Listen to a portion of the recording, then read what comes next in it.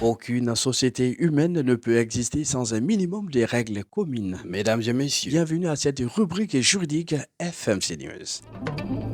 Au chapitre des mesures législatives et réglementaires du Conseil des ministres du 30 juillet 2025 sur le rapport du ministre de la Justice et des Droits de l'Homme, garde des Sceaux, le Conseil des ministres a adopté des projets de textes relatifs à la création, à l'organisation, aux modalités de fonctionnement et au cadre organique de la Direction nationale de la protection judiciaire des enfants. Les instruments juridiques internationaux et régionaux relatifs à la protection et à la promotion des droits de l'enfant ratifié par notre pays recommandant pour l'enfant un conflit avec la loi un traitement spécifique distinct de celui réservé aux adultes et l'institution d'un système complet de justice pour les enfants porté par des services spécialisés. Ce principe apparaît spécifiquement dans la Convention relative aux droits de l'enfant et dans la Charte africaine des droits et du bien-être de l'enfant qui invite les États partis à promouvoir l'adoption des lois et des procédures, la mise en place d'autorités et d'institutions spécialement conçues pour les enfants suspectés,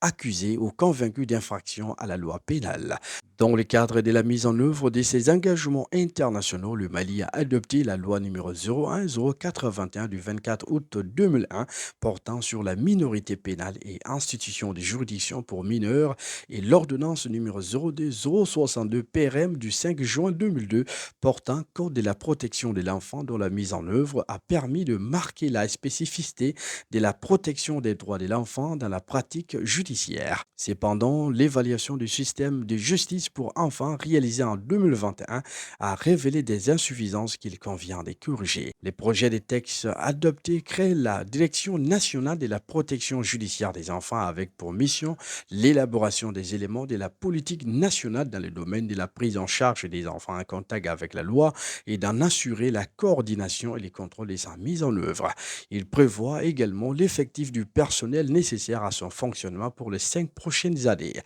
Mesdames et messieurs, merci de votre fidélité à FMC News et à très bientôt.